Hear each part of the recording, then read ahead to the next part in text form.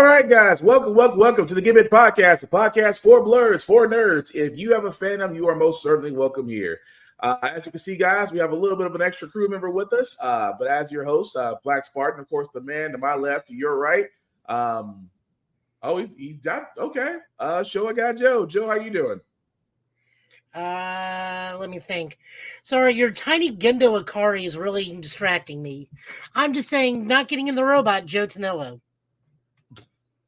And of course, I have my son with us, Chad, on the co-pilot side, shades and all. There he goes. He emotes. And together we are the Give It Podcast. Much like, I gotta change that. We cannot use WWE anymore. Understand we're older, so sometimes sure we can. Have you not heard? They erased them. They tried to they did do a full-on Order 66. They put like a full-on neuralizer to just the public audience, just flash, just like there never was a Vince McMahon Jr. Only Vince McMahon Sr. and Pat Patterson. They were the only two there. You're not kidding. They did do a full-on mind wipe. But let you guys know, we do try to watch our language, but sometimes words do fly. And yes, we do show trailers, but the trailers might be a little graphic, so viewer discretion is advised. Aside from that, welcome. Praise the sun.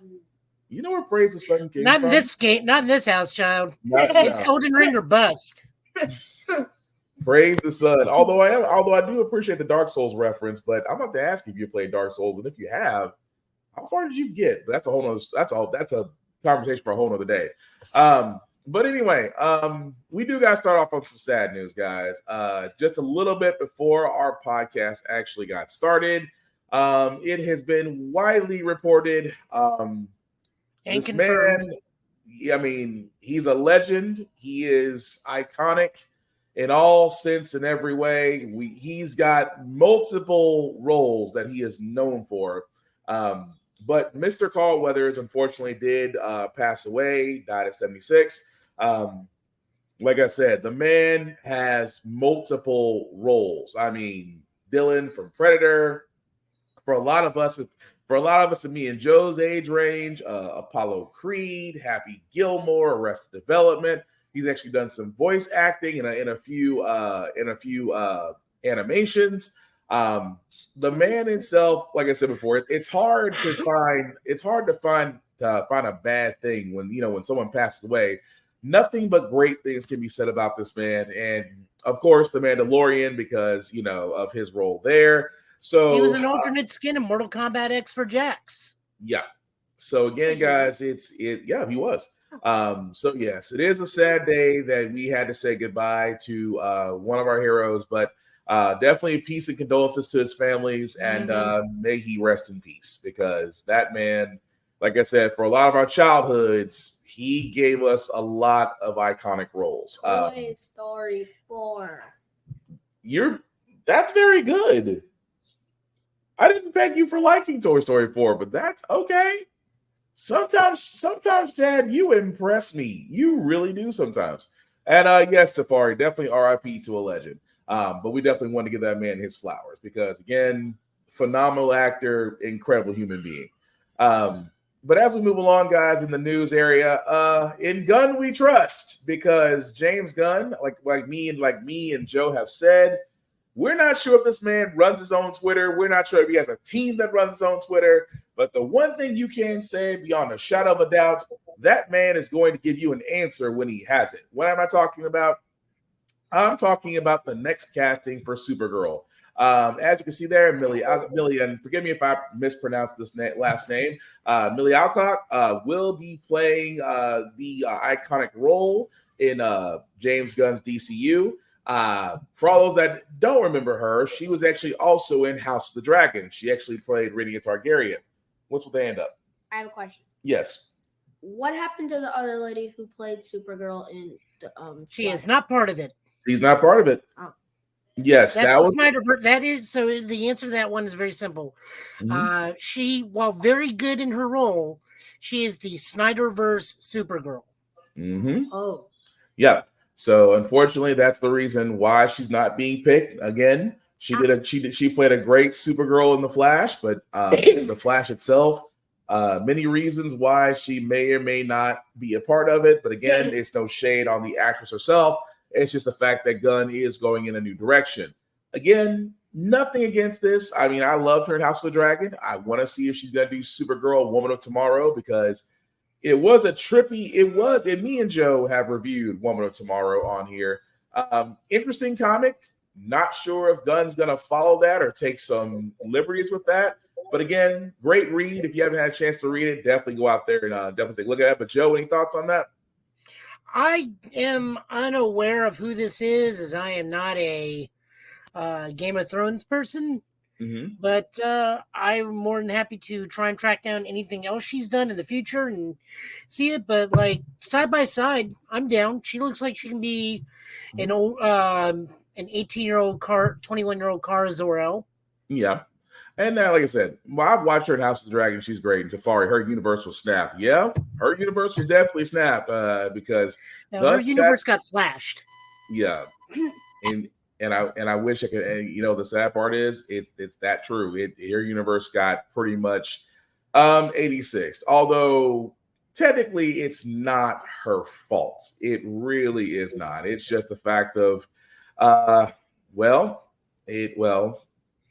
other people that we shall not name. Let's just call them Reverse Flash, because that man basically played the role of Reverse Flash. But anyway, move right along, guys.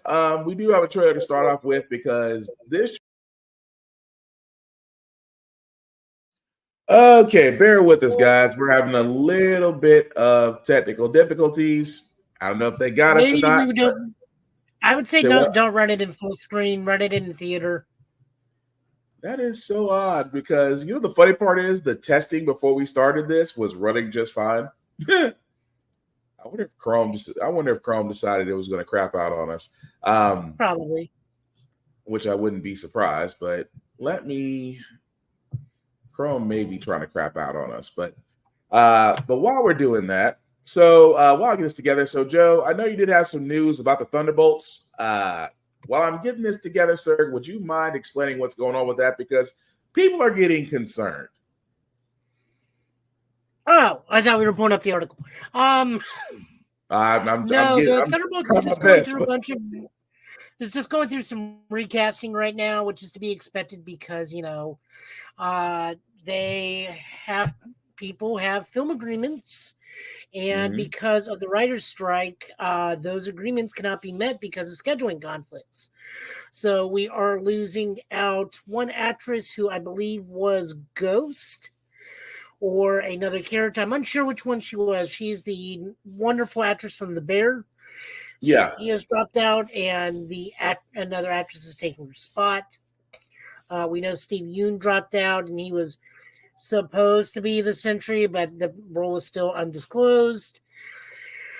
It's just one of those scenarios. A lot of people are like really crapping on this because they can't hold anything together, and people just got to realize we just came out of a writer's strike, so a lot has to shuffle. Not to mention MCU is going through a reshuffle right now. Honestly, I kind of see this as a net positive.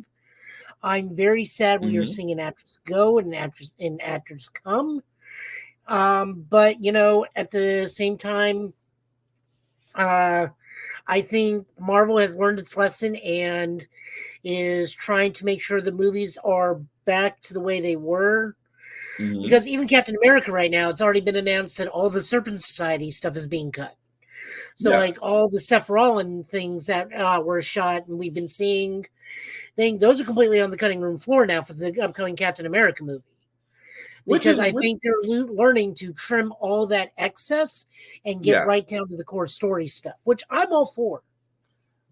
But the thing about it is, and while we're waiting for our trailers to come back up, see, that's the thing I was going to wonder about, because this was discussed in other podcasts I've been a part of, as well as you've been a part of. Is it now finally time for Marvel to finally sit there and go, you know what? Maybe we need to sit back and retry all this, get back to what made the first Infinity arc story great. I think that's what they're doing now, because aside from Deadpool, it is Sony's court right now for superheroes. Yeah. We only have really, really, really just Deadpool for Marvel.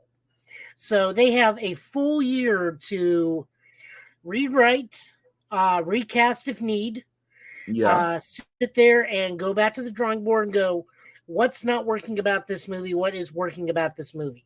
Which is why I think the Serpent Society got cut out of Captain America. I mean, the Thunderbolts is a lofty goal because they're essentially trying to make a Suicide Squad style movie, and I think they may be going back to the drawing board on that because the Thunderbolts are not a Suicide Squad. They are not villains that are being forced into redemption. They are villains trying to actively seek redemption, or villains that are hired for the sake of the good of the people, depending on which iteration. But for the most part, they were trying to be on the up and up.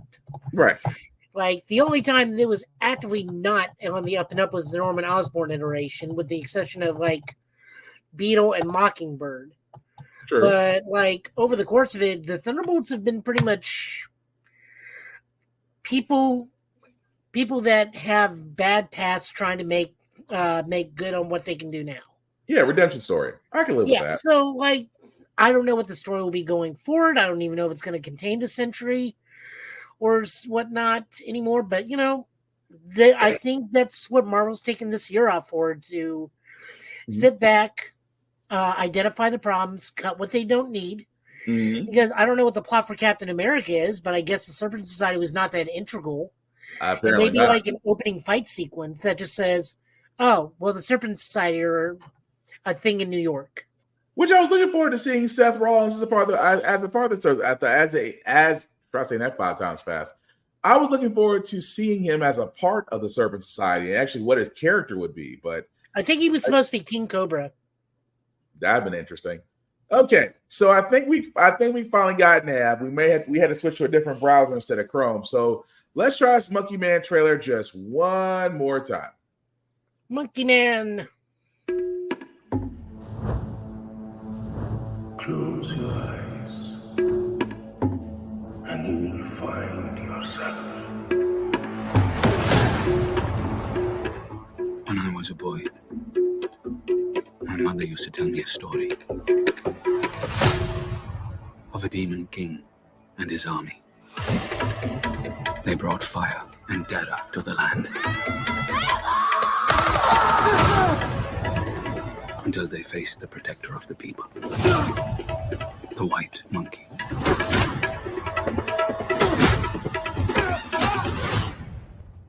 There you are. You are a beast.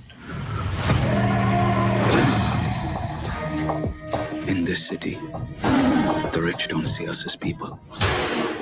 Give me the job no one wants to do. I'll do it. Anyone who forgets their place, it doesn't turn out well for them. This is not the place to work if you can't handle that sort of stuff.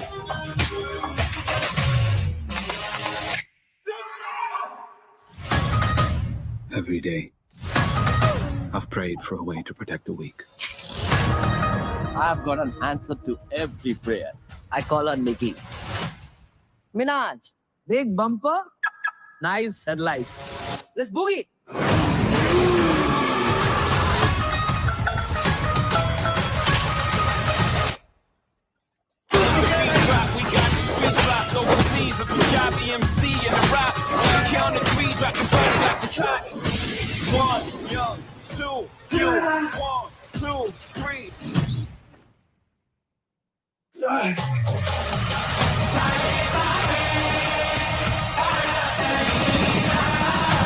You need to fight for your mother, for all of us.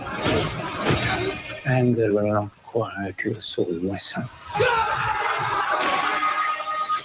Don't call me son.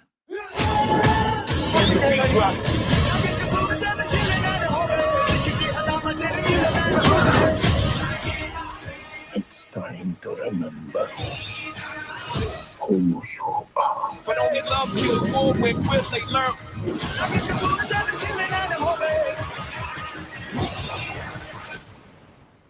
Just one small ember can burn down everything. Mario. Ladies and gentlemen, are you ready for a fight? 1, 2, 3.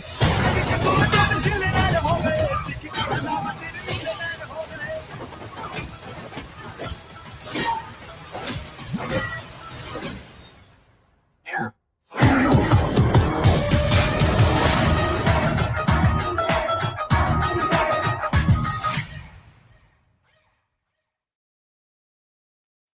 All right, guys. So that was the trailer for Monkey Man. As you can see, will be in theaters April the 5th. It does star Dave Patel. For all those who don't remember, for me, it was always going to be Slumdog Millionaire because he's come a long way. I like the fact we're seeing different type of action being put into this. Like, if you're like me, if you see movies like The Raid Redemption, if you've seen Kill Shot, martial arts types movies that are actually shot from a different perspective, I'm all for this. Now, of course, my son won't be able to go see this movie just because, well, it's kind of violent, even though he's played violent games, but I wouldn't be able to, get past his mom on that. But Joe, what did you think of the trailer? So this is his raid or his kill. This is Peele's Raid or Kill Bill. I'm gonna go with Raid. It feels like a Raid movie to me. It really does. Or his Dread.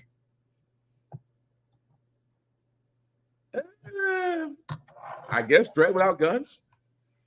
I guess we can call it Dread without guns. I think it's more of a Raid Redemption style to me. But again, that is actually going to be coming out April 5th. I'm definitely looking forward to it.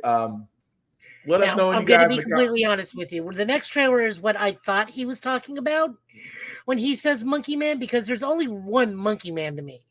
Oh, I got to get that. Go. Well, hang on. Give me a second. I already did. I said put it in the private chat. Yeah, I got to have to load it up because me and Chrome right now are not really vibing. So give me 1 second. I mean, this is a Monkey Man movie that even that Chad can go see. Please don't tell me you found what I think you found. I hope it's not what I think it is. It is absolutely what you think it is. Oh, I don't think it. Is it gonna let me? I'm trying to copy and get to that. God bless. If it is exactly what I think it is, because let's see. I'm a child of the 90s. Oh, I know you are, but trying to actually get it to run from here is where that's the fun part. Because trying to find that Monkey Man from the 90s, it's just wow. If it's that one, if you're thinking it's Lancelot Link, it is not Lancelot Link. But right now, yeah, Google at the moment is kind of wanting to, I won't say break down, but it's getting pretty close. I will get back to that, I promise you. But before we get, we'll get back to that monkey because I know it. I think I have a good idea what it is. I just have to get Chrome to agree with me because right now it is definitely not. But let's switch gears for a moment because aside from that, Obi-Wan, for a lot of people that don't know, because at this point, even Ewan McGregor himself does not know what's going on with Obi-Wan. Because in a recent interview with IGN, with a recent interview with Variety, I should say, Ewan McGregor turned around and said, "Well, there's no talks for a season 2 as of yet." He himself has sat there and said, "I would love to do the second season, but there's no talk of it yet. There's a lot going on at Disney."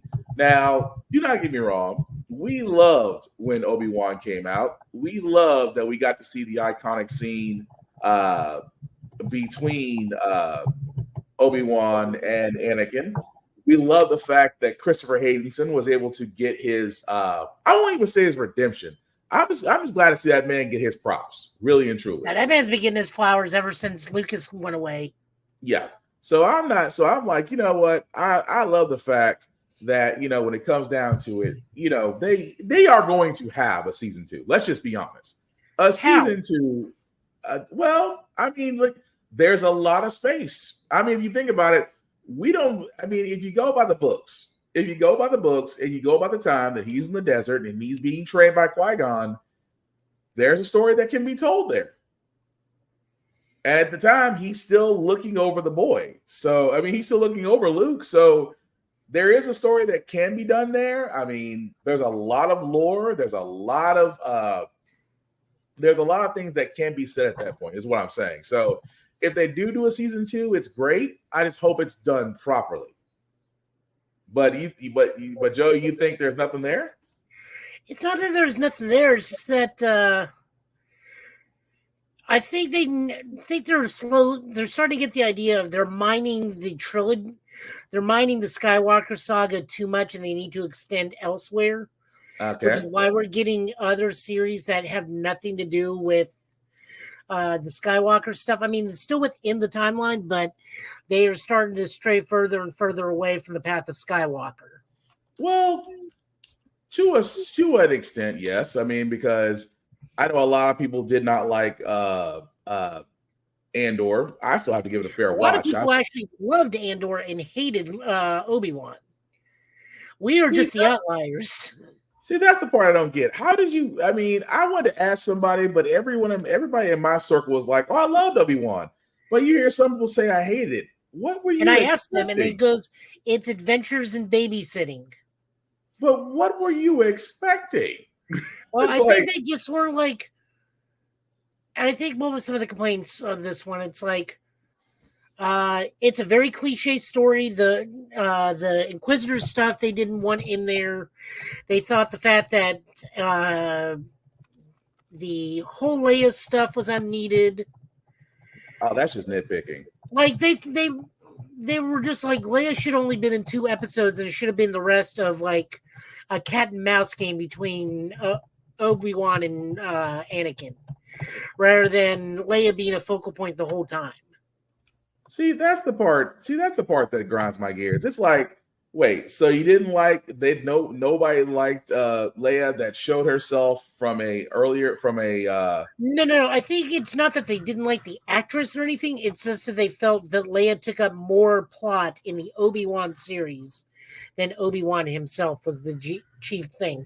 It wasn't the character so much as the use. That still sounds like nitpicking to me. I'm sorry. That's just me. That sounds like nitpicking. Well, I mean, nitpicking on me is Andor because I just don't like the actor. Yeah, I mean, the actor himself can seem a little drab. I'm not going to argue that. But again, it's to me, it's always been that whole thing of either you're going to get it right with Star Wars or you're going to get it wrong. But I feel like they got it right. But again, going back to Obi-Wan having a season 2, I think it would work. I think it would be great.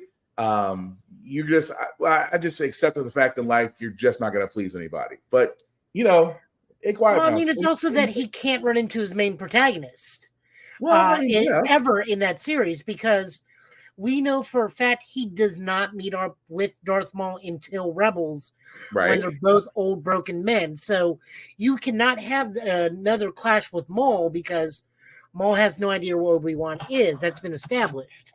Right. They've already killed General Grievous. That's already been established. Right. Asajj Ventress has suddenly returned to life, a la the Emperor, solely for Bad Batch. But she was never the Obi-Wan antagonist. Asajj Ventress was an Anakin villain. True.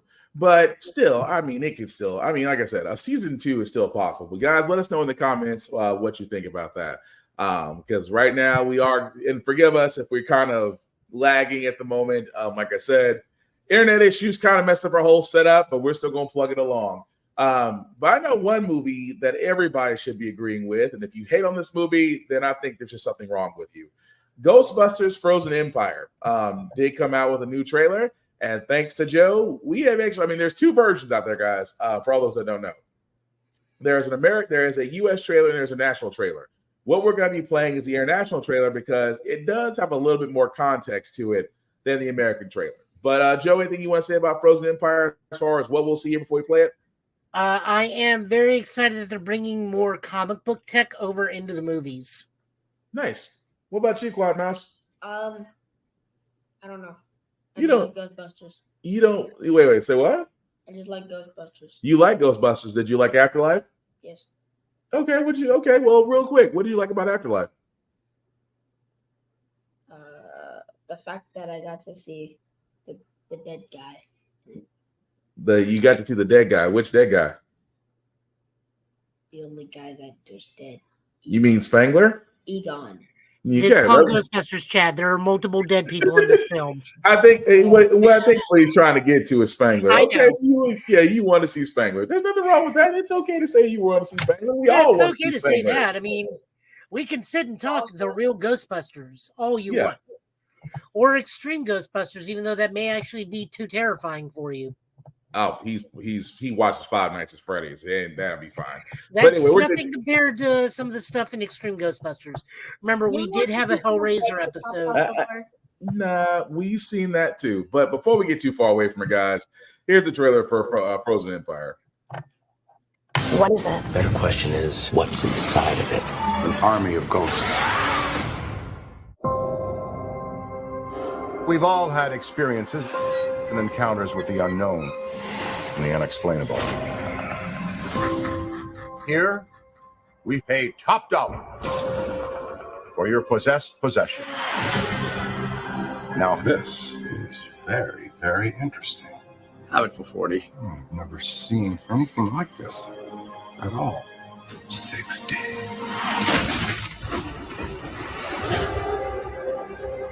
All over New York City, ghost attacks are on the rise. Ghostbusters, what do you want? And we are the only ones hold on to your ass, equipped to fight back. Welcome to the new Paranormal Research Center. You just let ghosts hang out in here? We've spent 40 years trapping them. Now we can study them. He's cute. Yeah. Ever since you brought in this orb, strange things have been occurring. You think it's commanding the other spirits? Is something trying to get out? Many things. You could be looking at a full-bore army of ghosts with the power to kill by fear itself. Like literally scared to death? That's messed up. So what is the plan? We're the Ghostbusters. We stay and fight for this place. Suit up. Shoot anything that looks terrifying. That orb is prophesizing to bring about the end of humankind. The second ice age.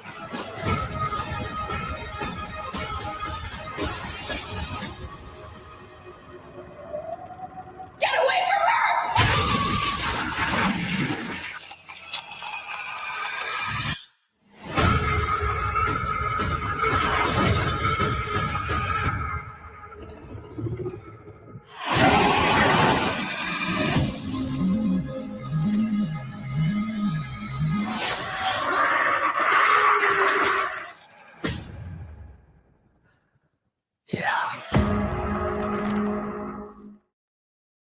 Okay, guys, and as you can see there, that was the trailer for Ghostbusters Frozen Empire. Hey, Tafari, what's going on, man? Hello. All right. So, really quick, guys. Joe, I'll start with you. What do you think? Oh, I'm seeing it. If I can, I'll see it in New York. We will not have a get bit that time. If not, we will do an on remote live from the red carpet get bit if I can pull that off. I'm gonna say good luck. I'm gonna say good luck if you can pull that off. Well, we have. So here's how that actually works: is we have to be invited, right? And then I will be happy to go up there. I mean, true, but I mean, if Easy enough. if you get to go up there, I mean, I'm not knocking. You get to rub elbows with the originals. Chad, before I go to Tafari, what did you think for somebody that liked Afterlife? Are you looking forward to Frozen Empire? Yes. There's only one reason why I want to see this movie. Why? Because Slimer is in it. Fair enough. Yeah, I like that Slimer's depressed and in the attic. He's depressed, and yet his appetite never gone away. Tafari, what do you think, man? I never religiously got to see any of the Ghostbusters stuff, but this one looks interesting enough that I might finally venture out by myself and go check it out. So. As you should. But as of the moment, Frozen Empire will be in theaters March 21st. I'm definitely down to go see it as well, just because Redmond has given us great stories, and the fact that we're finally seeing Winston get his due. Winston has made a lucrative business out of ghostbusting, and that makes me feel better. But at the same time, I'm just like, if Ecto 1 does not have an updated chassis, transmission, engine by now, I am going to blame Venkman. I won't blame Ray. I'll blame Venkman. But anyway, aside from that, like I said, we're kind of on the trailer heavy side tonight, guys. The next one is one that I did not have on my bingo card of 2024, even though 2024 bingo card has probably been burned, nuked, thrown away at this moment, especially with everything else that's going on. But Henry Cavill, outside of his Warcraft movie that he is so passionate about, is actually part of a movie that's done by Guy Ritchie. Like I said before, I did not expect that this movie would actually happen. It is called It is called the Ministry of Ungenly Warfare, and here's the trailer.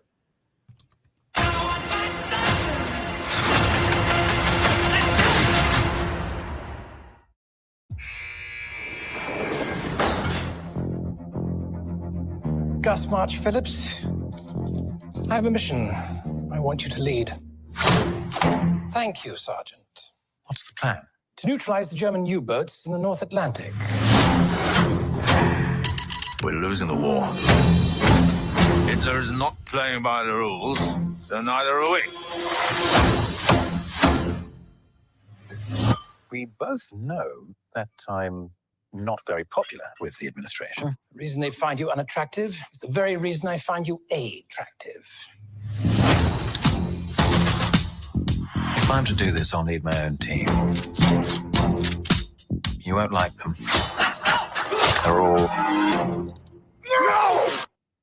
mad. They'll need to be.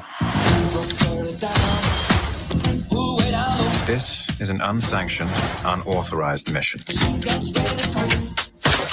If we fail, England will be condemned to a lifetime under the German boot. And so I said, that is not a dog, that is my wife! It's very good.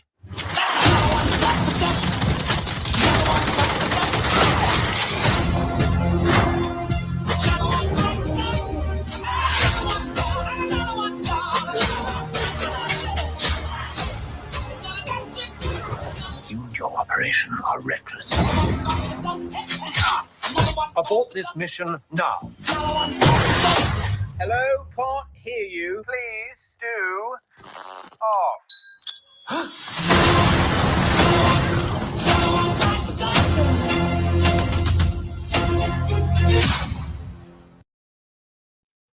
All right, guys. Now that was the trailer for the Ministry of Ungenly Warfare.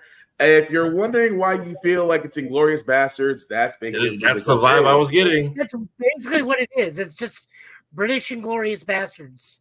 And I'm not complaining. Again, guys, it is a movie, like I said before. The thing about this is it is actually a real thing. And that's why I was like, for a lot of people don't know that, yes, that department actually existed, and a certain Lord of the Rings character was a part of it.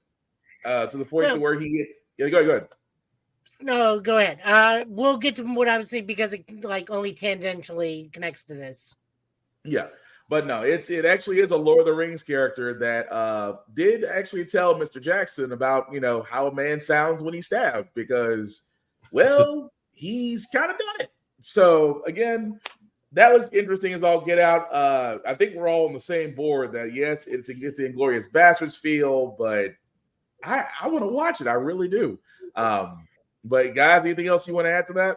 So, well, it's not related to this movie. I actually did go to the screener for Argyle, which is that new Henry Cavill movie. Not bad. The third act kind of lowers it a little because there's so much double crossing. You think it was the British monarchy. Dang. But I can say, and this is not a spoiler, you do get to see Henry Cavill in a shot with the 90s Superman mullet. Nice. Also, it's made by the Kingsmen, so you can imagine what kind of third act that's got. Yeah. All right. So before we go on to why Microsoft is making terrible decisions with their layoffs and going into our Sony State of Play, Joe, I did get that loaded because we were talking about the Monkey Man trailer not too long ago. But Joe says, well, there's another Monkey Man that we need to honor first. I'm just gonna play the clip. How many times have we awakened to the frightful cry, Monkey Man? How many times have we seen him in the corner of our eye, never stopping, always speeding by? Flash of his cape down the alleys and streets, scaring the same up movie. escapes like a freaked out chimpanzee. Monkey Man. Some say he's a force for good, a twisted urban Robin Hood, defending the weak and downtrodden. Some say the he's same a movie. force for bad, a tricky and conniving cat. Fuck moon, just plain rock. Still others say he's some guy in pajamas, living on stolen bananas. Who knows? No one's ever talked to him. But if you find yourself in the heart of downtown, keep looking around, because you just might run into him. Said we did have a Sony State of Play. That also being said, several games. Yeah, I'm with. I know Joe. I mean, I'm with Joe on this too, because with the State of Play, there were really a lot of the games were shown. A lot of the games I was interested in really were shown before the show. Like I'm thinking we're gonna get something else, and we got none of that. Right. So it's like, you know, when you the previews before the stream, great. Now, I did want to highlight a few of these that myself, Joe, and Tafari have all looked at. I'm going to start with the first one because this one is a nice one, and I'm not complaining about it. I'm just going to sit there and say for Sonic Generations, why wasn't Shadow included early? So here's the announcement trailer for Sonic Shadow Generations.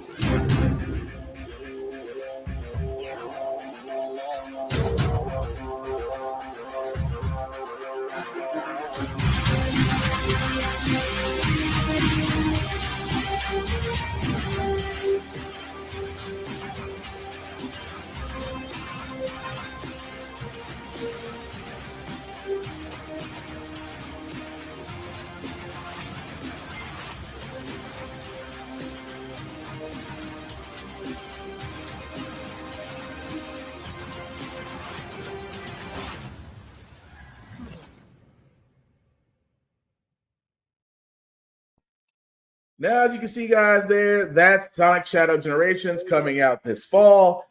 I'm all for it. Guys, what do you think? Count me in.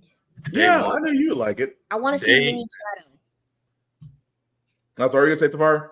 I don't think Mini Shadow's a thing. He was a test. Yeah, I did. Yeah, I know. I too also went like Fat Mini Shadow, even though he doesn't exist. Yeah, I mean, we see like maybe his growth in the whatever they did to make him, because they kind of just gave like they filled it. Yeah, they just filled the part with kind of like text. But well, wait, if it's Shadows in the past, that just means it's Shadow with a gun. Yeah. You see they're using the Shadow the Hedgehog game logo. So yeah, so they're Black Doom's in it, who I didn't realize till recently was voiced by Sean Schimmel of all people. Yeah, but no, right. It's gonna. So we're gonna say what you say, Joe. I said that's right. Do not forget Ed Boy, the Shadow, the Hedgehog that goes very fast is much needed. But with also that being said, guys, not only are we going to get a Sonic Shadows throwback game, there was actually a trailer announcement for Sonic the Hedgehog 3. Yes.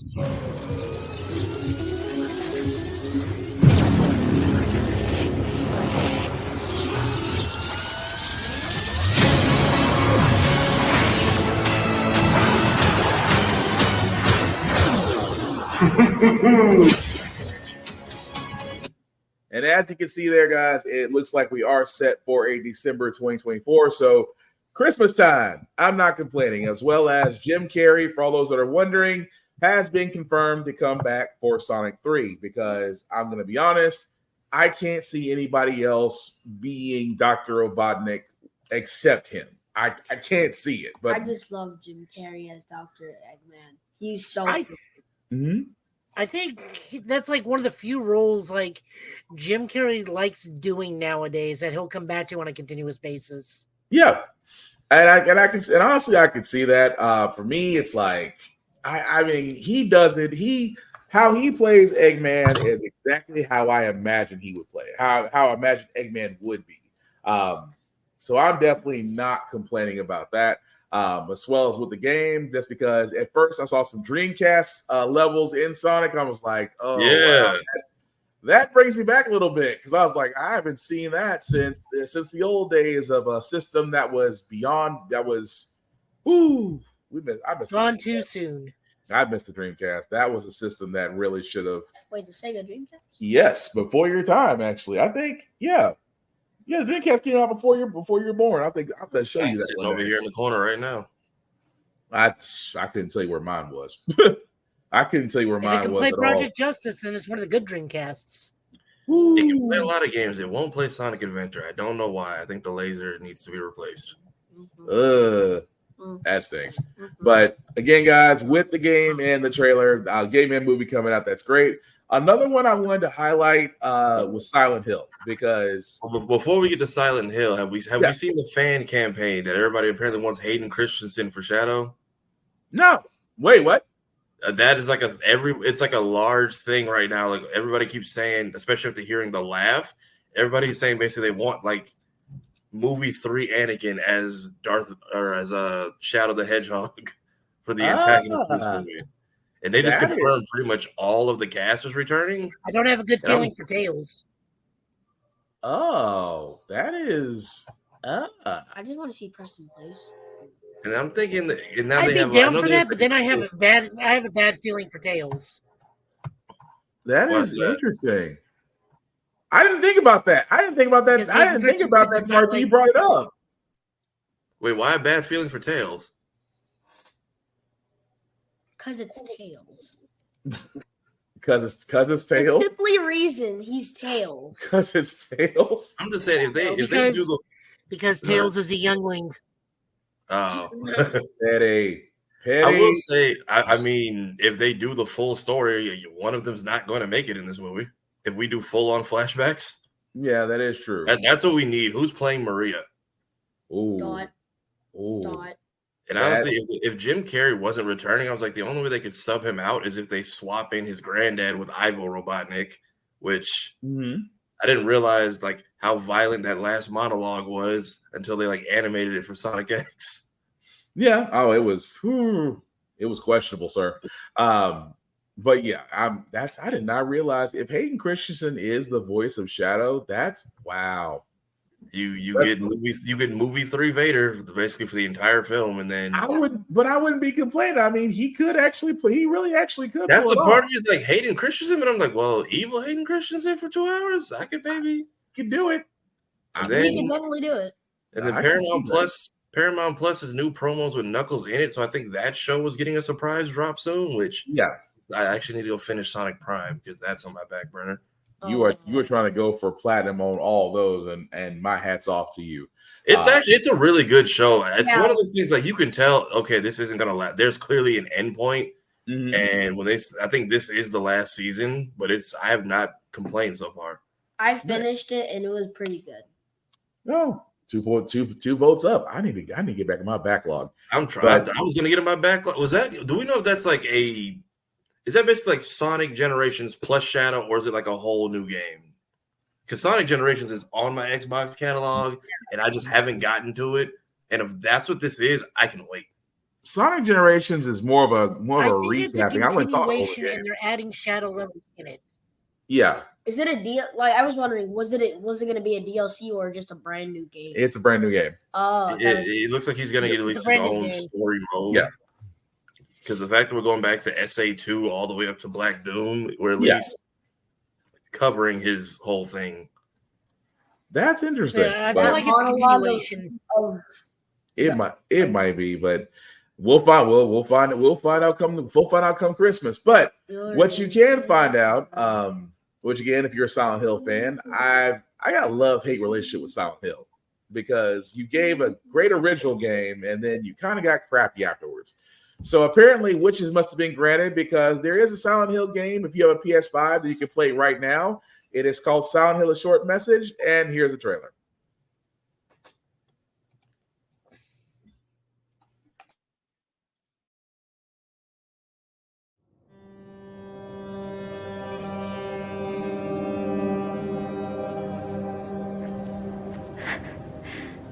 Maybe I can be like her.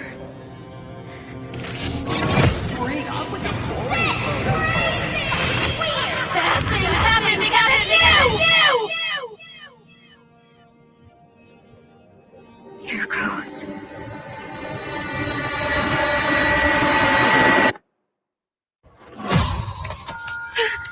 Is this a dream? Who's there? What's with this place? Cherry blossoms bloom within the grasp of death. What are you hiding inside? Maya?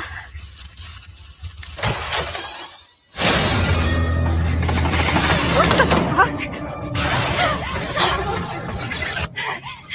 I'm sorry. Stop! Please! What did I do to deserve this?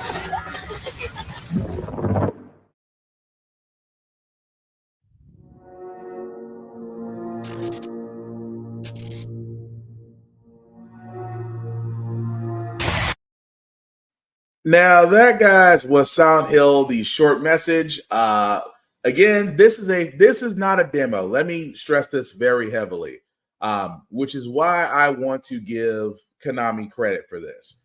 That it is a full-fledged game that is available on PlayStation right now. If you have a PS5, you can download the game for free and play it. From what I've been told, it's very different and it seems to be well received. Now, me being a Silent Hill fan, I needed something that made me want to play the originals again. And hopefully very soon I'll be able to play the message. But what did you guys think of it? Why did we cancel PT? I feel like everything we've made has just been off the breaking timeline of that game. Yeah. I mean, that's being honest. Really and truly, that's being honest. That's always like, it's one of those things where it's just like survival horror can be hit or miss. I mean, you could have, I know a lot of people love Resident Evil, especially 7 and 8, because they made you want to play Resident Evil again. I know that's the case for me. I know for Silent Hill, like I said, some people may have loved the different variations, if you will. I was always a fan of 1 and 2, but survival horror seems to be making a resurgence, and I got no issues with it, with the message, especially for, again, and this is just me, I hope there's a wave of free games coming, because God of War Ragnarok, again, if you haven't played it, it's free, and it's fun. Will it challenge you? Yes. Will you get frustrated? I don't know, depending on your reaction. Yeah, I've gotten all the story bits from the Valkyries. I've done like all the dialogue, but it's like I can see games being built around that formula of like a boss simulator, the way they structured that story, because you can run through it as many times as you want to and then not get bored, which I have done. Yeah. And it is fun, don't get me wrong, but some folks like, how did you? I said, hey, it's like Dark Souls. You basically have to go in and figure it out. The first couple times you run through, you're like, what the hell's happening? And then you figure out, okay, I'm supposed to you got to basically build it with each time you run through it. And then do you want to go this? It took me maybe like 6 runs to figure out how to properly navigate Olympus. Yeah. Well, again, it was fun. But Joe, what did you think of Silent Hill, the message? Not a Silent Hill person. When Silent Hill was going, I was playing Parasite Eve and Resident Evil. Fair enough. Although Parasite Eve, another great game as well, deserves a remake. I would say from the trailer, I would say the demo is kind of a proof of concept of what you can be looking to for the Silent Hill 2 remake. Yeah. Which, speaking of the Silent Hill 2 remake, we do have the trailer for that. For all those who are wondering, yes, there's going to be a Death Stranding 2. I'm just going to be honest with you guys. I don't even understand what's going on in Death Stranding, and I played it. But there is going to be a 2. The trailer's out there for you guys to watch. I tried watching that trailer, try to understand it. I didn't get anywhere. Guys, if you understand it, please let me know, because for 9 minutes of watching Norman Reedus and a baby, I got nothing. I mean, I really don't. But I again, saw it, I was just like, I'm like, I caught it at work and like, this is a whole. We was just delivering packages. Now we got like samurai sword fights. Like, right. And apparently the guy that we thought was dead came back. I was like, how? Considering the fact how he went in the first game. But let's be honest, Hideo Kojima games are like movies at this point. But I was just wondering, it's like, what do you do at this point? Because I was hoping, and don't get me wrong, before I played Silent Hill 2 trailer, I was really hoping for a Metal Gear Solid like game from Konami, because we know the Metal Gear Solid remakes are coming out. Yeah, I don't think Konami's going to attempt a Metal Gear Solid without him, as they shouldn't, because Metal Gear Survive was crappy. But it makes me wonder, because Hideo seems to be stuck on this. He seems to be stuck on this Death Stranding, and I'm like, I understand some people love it. Some people, like myself, I don't get it. But Hideo, we need something else at this point, sir. I mean, we know you can create great video games. We know you're a great storyteller.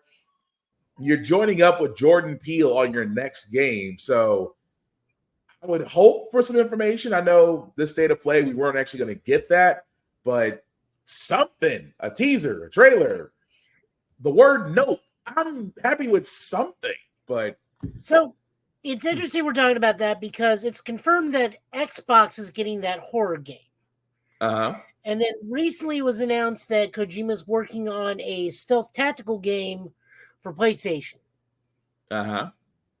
So he's doing different genres for different consoles. I find that very interesting.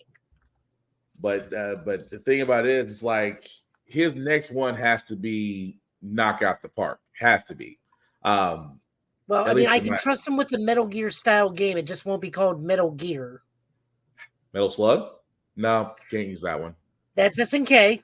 Can't use that. Sorry. It just more than likely, I wonder if he's gonna go back to his roots and get like Police Knots or Grasper and remake it and bring it over. I mean, it's available. Or go further in either one of those universes.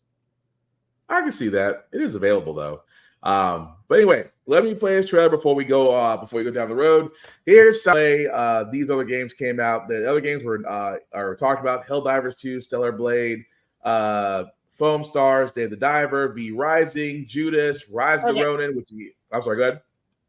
I do have a thing on Dave the Diver. Okay. I'm playing the Dave the Diver. That is a wonderfully fun comfort game. And we know how very particular Toho is with the good Mr. Zilla. Why does Dave the Diver, of all people, get Godzilla and Ebisu from Creature from the Deep into Dave the Diver? That's a wonderful question. It's a wonderful question. I wish I had answers for, but I was kind of. I mean, if Dave the Diver, it looks fun. It's not my cup of tea. It looks fun, but again, I'm going to lean on you for that one, Joe, for your impressions on that once that game comes out. Yeah, is it? I couldn't tell. Is it side scrolling? Is it 3D? Because the trailer was like. No, it's a 2D. Basically, you just dive into the ocean. Your oxygen meter is your health meter, and you collect fish up to a certain weight. Then you go back up, and then you use the fish to make sushi, and it's rinse, repeat. And you're given like tasks from other people, like a scientist wants you to get in touch with the mermaid colony that's been found, or an old woman wants you to help find the Great White Witch killed her husband. A overly overweight otaku wants you to fight a giant squid because it took his idol statue off a shipping thing. But your main goal is to capture fish with a harpoon gun so that you can sell it as sushi at the end of the day. Yeah. It's just a comfy game. I mean, don't get me wrong. There's I mean, it is definitely interesting. But Sounds like a mobile game. It's fun. It's very fun. I saw two different art styles in the trailer, and I was like, okay, but which one is this? Because I'm new here, so I don't know what. It's what you think it is. They have like very anime style cutscenes. Okay, that's what I was assuming after a while. Yeah. So like anytime you like make a new dish or upgrade a dish, the anime cutscene with the sushi chef will come on and do stuff like that. They also teamed up with Dredge to make a free Dredge DLC. So I'm wondering if the Godzilla DLC is also free. I was just about to look that up as you mentioned that. I'm like, you have to go for it? Yeah, I was queuing it up as you were talking about it. Because that is this is what I was.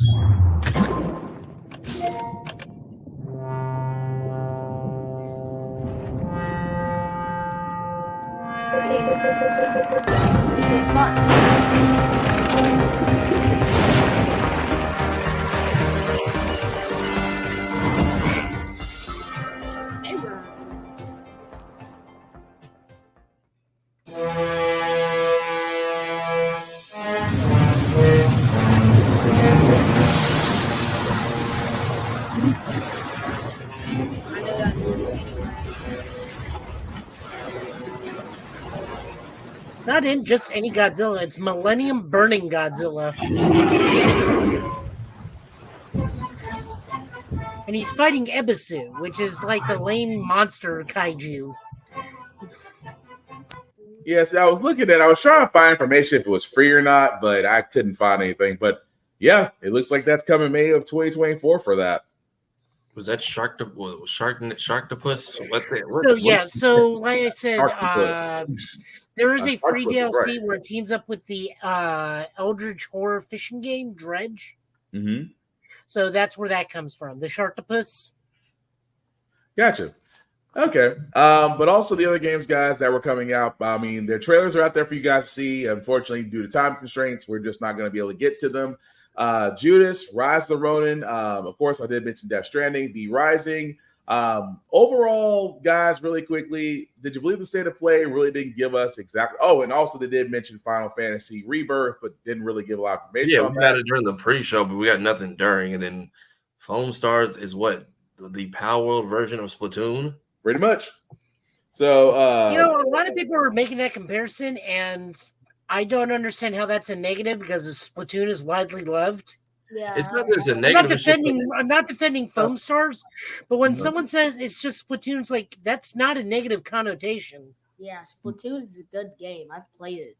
Yeah, but it's just I can see what people are trying to say. It's just a different thing. It just doesn't. I mean, you wanted something different. It's like you don't want to be like Call of Duty and buy the same game for 10 years and pay the same price. But again, that's if you want to do that. I'm not knocking you if that's your thing. I'm not gonna knock you. Like unless you just like the game, unless you like Splatoon and you're just like a Sony diehard, you're like, oh, this meets me in the middle. But right. Well, I mean, if you're a PlayStation Plus member on Essential or who's the first any of the 3 tiers, you get it for free. So there's no harm in it. It's basically like saying, well, it's coming to Game Pass, so it's not a big loss. I mean, you're gonna be paying for it anyway. I've not redeemed my free games in months. I am slacking. I'm sure they've been. I know that PlayStation's like put all the good stuff in the expensive tiers now, so the middle tier gets you decent stuff. Oh, they're gonna try to make you try to go for the top tier. But really quickly, guys, what do you think of state of play? Did it give you hope, or did you feel like you just wasted an hour of your time? I fell asleep in the middle of it, but that's because I came home from work and I usually nap. It gave us an hour It gave us a way of wasting an hour at work, so I'm thankful for that. However, to my fellow Kingdom Hearts fans, why did y'all even play yourself and get your hopes up? I don't know why. I saw it trending and I was just like, I'm not even joining this. Just because we do. Because as Kingdom Hearts and Final Fantasy fans, what do we do every time PlayStation has a reveal? We hope. We have a game coming out this month. We have a game and a movie coming out this month. You are not getting 3 things in 1 year. That's true. But I thought PlayStation fans, we hope for Bloodborne. Dark Souls with guns. We've had that already. That's what I call Bloodborne. Dark Souls with guns. No, we have that. It's called Revenant. Revenant's not bad. Revenant's actually fun. Square Enix, and it's officially been 5 years since Kingdom Hearts 3 came out, so we got at least another 5 to go. So for now, no. We got this year. We could have a Game Boy game that loops into a mobile game, that loops into a DS game, that loops into a PSP game. Then we got 5 more years for a main. We already do. Not Dark Road. There's basically like Kingdom Hearts Pokemon Go is already in like beta right now. And that's going to have the most deepest lore possible that we will need to know prior to Kingdom Hearts 4. That was Dark. So many people didn't play Dark Road, but watched that final 20-minute cutscene, and now we all can't look at Dream Drop Distance the same. No, please understand, I'm being entirely facetious and yet entirely accurate. I didn't realize that you were supposed to actually care about the Dream Eaters. Not that I was one of the people that hated them, but I didn't realize we were going to go that route with it. But it's still interesting. But it sounds like we're all in accordance that State of Play really didn't give us what we wanted. Yeah. That being said, Joe, the Power Rangers that we discussed that gives me nightmare fuel. The Power Rangers description that gives you nightmare fuel. Do you want to explain it before I play it? Okay, so this is the New Year's Super Sentai that's coming out March 3rd. King Ghidorah is getting ready to wrap up. So we are getting into Bakuage Sentai Bun Bunjer. Now, the Bun is an onomatopoeia, which is used. It just kind of means like loud noise. Even in my own family, we actually say with scary movies, they are full of a lot of Bun moments. So like big noise, big sound, big jump scare thing. So Boon is an onomatopoeia. The Boomjer is the thing. But we are on the third iteration of cars, fourth iteration of machines. And this one is a car-based Super Sentai. Hopefully it'll be a comedy like Turbo Ranger, what Car Ranger was. Turbo Ranger was mildly serious, but this one features a lot of the Megazords and whatnot. They are thing. So I'm looking forward to it. I have a whole channel devoted to it right now, which is Show a Guy Joe, which will hopefully be having Gear Talk one or whatever I'm going to call the week by week episode talk cast going once we get that. But I will definitely be reviewing the toys, or at least the changers. I'm not going to get the Megazords. I don't have room for that. I got like more Morphers coming already, and I'm already losing space. So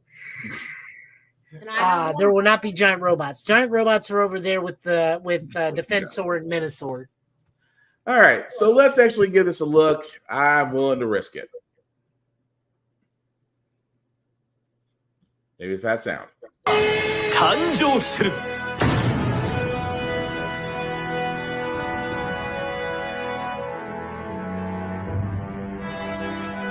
Boom Boom Off-Road, Boom Boom Wagon, Boom Boom Pet, Boom Boom SWAT, Boom Boom Shovel, Dozer, Boom Boom Shovel, Boom Boom Classic, Boom Boom Racer, Boom Boom Trailers.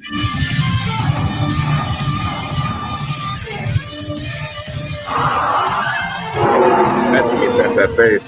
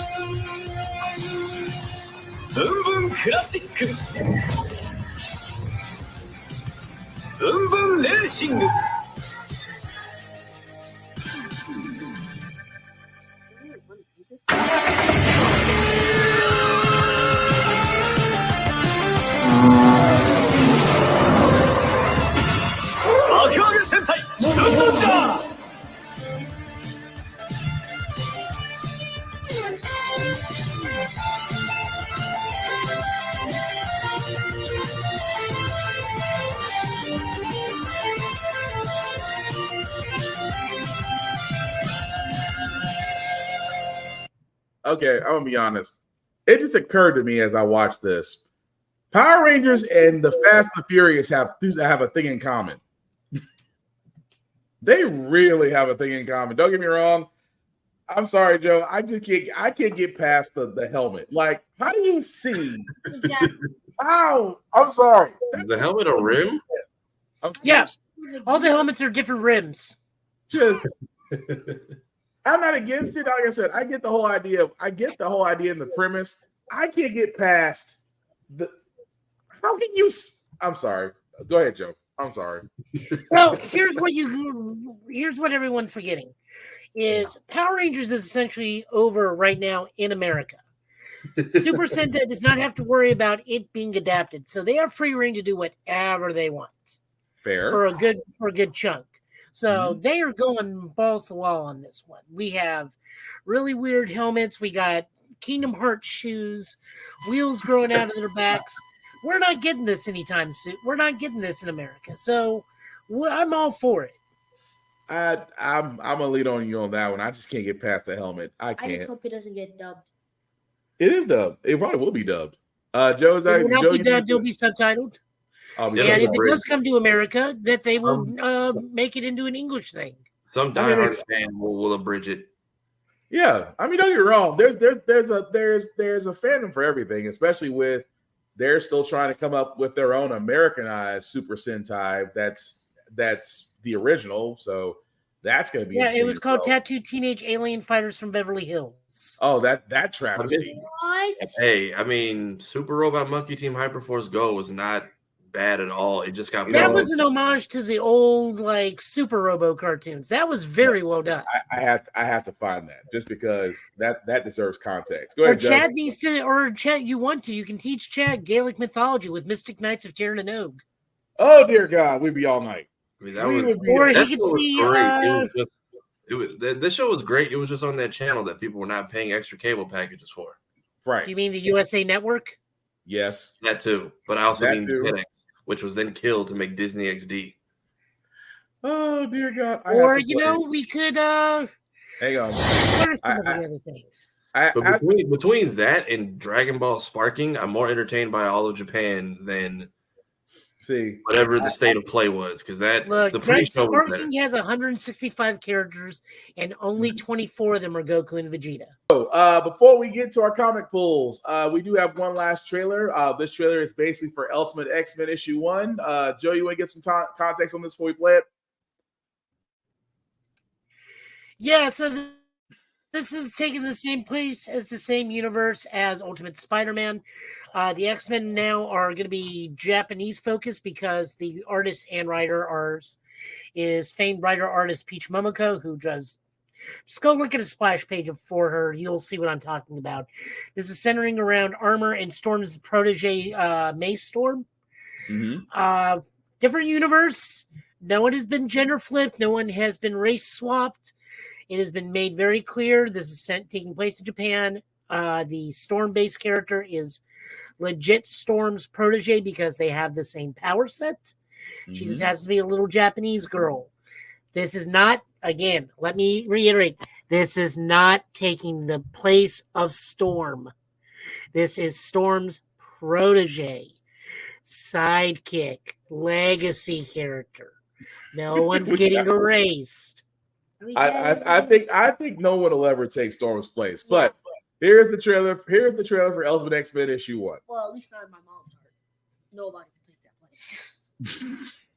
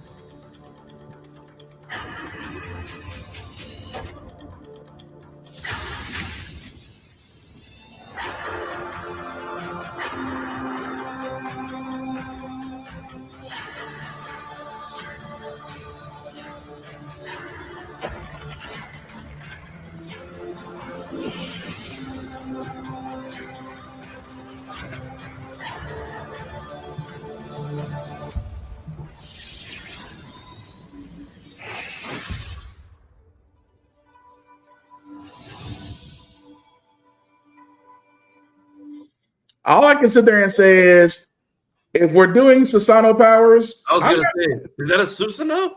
Exactly. It does. I mean, that's what it looks like to me. But as you can see, that's the Ultimate series, guys, coming out in March. So check your local comic book stores and libraries. I want to read that. I really want to read that and see what it's about. Armor first appeared during the Joss Whedon Astonishing X-Men era, which is quite a long time ago now. Yeah. And if we search it, we will just feel old and wither slowly. But no, Armor's an established character. The new character in this was going to be like Maystorm. So Armor's been around for a while. Gotcha. Okay. I mean, I'm down to. I mean, if that's what they're going with, I'm down to give it a shot. But before we get to our comic pool, guys, as Joe's getting that ready, we always do want to show love to Rick's Comic City. Again, Nashville's #1 place for comic books for the last 6 years. If you definitely want to check them out, they have 2 locations, one in Nashville, one in Clarksville, Tennessee, and of course, Locker Nerd in Fort Campbell. You can also go to their website at rickscomiccity.com to where you can get your comic pulls, your hardcovers, your trades, your anime, your manga, your collectibles. Trust me, they have a lot. Let them know that we sent you there. It doesn't get you any discounts, but let them know that we show love, because if you go to any of their locations, you see our handsome mugs on television. So definitely check them out.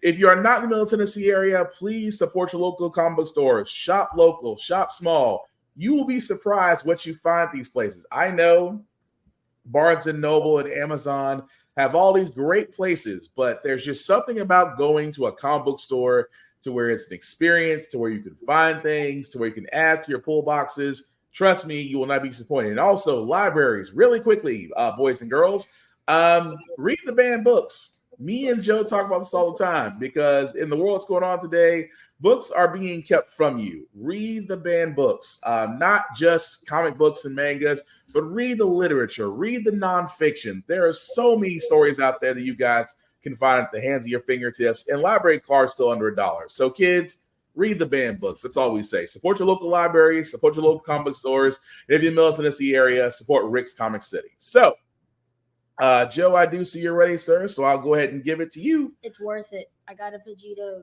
character outfit. It's definitely worth it.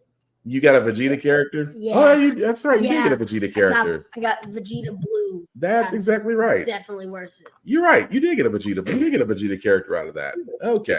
Let's see. I'm just waiting for it to pull up on my side. Joe, is it showing on your end? Yep.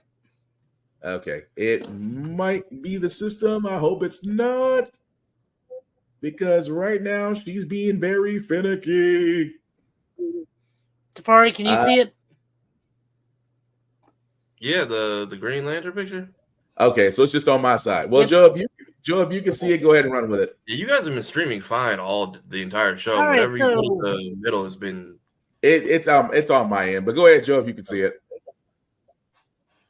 All right, so we got Alan Scott Green Lantern number 4. This is written by Tim Sheridan, art by San Tormey, and co-inkers by Jordi Tarragona, Raul Fernandez, and John Livesey, with colors by Matt Herbst. This is just basically the origin story of the Red Lantern, what his relationship to Alan Scott is, an eventual fight, and other scenarios. And there he goes, and he's back. As I said, this is an origin issue for the antagonist, for potentially secondary protagonist. It's very unclear. Will's gone again. I don't know if I need to hold or not.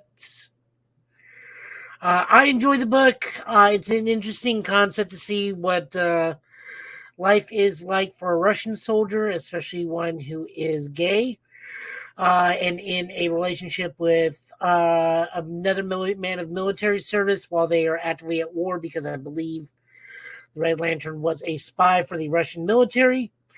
I really enjoyed it. Probably one of the best Green Lantern books we have out right now. And that's saying, because we actively have 3 again, but this is still one of my top reads. I really, really enjoyed it. Getting Spawn vibes from the cover art. Well, Alan Scott's always had that cape. He has the big, billowy, boisterous cape. He always has. It just got even more accentuated in the 90s. I didn't even peep the cape. I was looking at the red smoke coming up, but I'm just now seeing the. Adding to the aesthetic. Yeah, the red things are the Red Lantern, because the Red Lantern has used his powers more and know what the Lantern powers can do more than Alan does. Yeah. But what do you think? Oh, I like the fact that they were kind of giving a beginning to the Red Lanterns in a way, but I did kind of, it foreshadowed a little bit what happened, but the whole story behind is dang, how do you find out that the person you love was really your mark? that's low down. Not only is that low down, but he didn't change at all. But when he found out, he's like, yeah, you still love me, so you're not gonna let me die. I was like, that's kind of diabolical. But no, it was a good issue. Yep. As we are this real quick before I lose my mind. Halo, Microsoft, I usually dig y'all. I usually defend y'all. But this, what the? All right. Con season is coming. Who's going to be the first person to do the Hotep Halo cosplay? Who thought this was a good idea? That's what I want to know. Who thought this was good? It's Microsoft. You don't need games. You just need skins and controllers. Microsoft, at this point, this is why you have people in the room that are adults. Because you know what it is? It's the Walmart ice cream all over again. This is Walmart ice cream for Halo armor. This is Juneteenth armor. And I'm annoyed. That's what it feels like they should have saved it for. It's like, why? This is Juneteenth armor. And I'm mad because I blow his picture up. I am mad because No. Wait for Akira's remark. I dare you to ask. Demetrius will probably lose his mind. I want to tag him on Facebook right now, but please do. I want to be able to hear the scream on the wind from here. He will lose his mind. It looks like they took pieces of Michael Blackson's outfit from Next Friday and just slapped different parts of it on, like the head and the shoulder. Like none of it matched. No. None of it. You know what I see in this? And this is the worst thing ever. What's I that? see parts of the Shocker suit in this.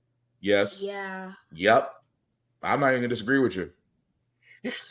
I'm not even Like, gonna you disagree with maybe you. gave me a bunch of different pattern, give me this, what you did with Reach. Give me a bunch of different customizable types of it and let me build it. But you know what? I wouldn't have been mad if they went the Wakanda route.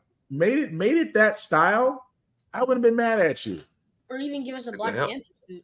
Oh well, that'll never happen. The helmet looks like a bad Gucci purse. Like what? Right. This looks like something that looks like.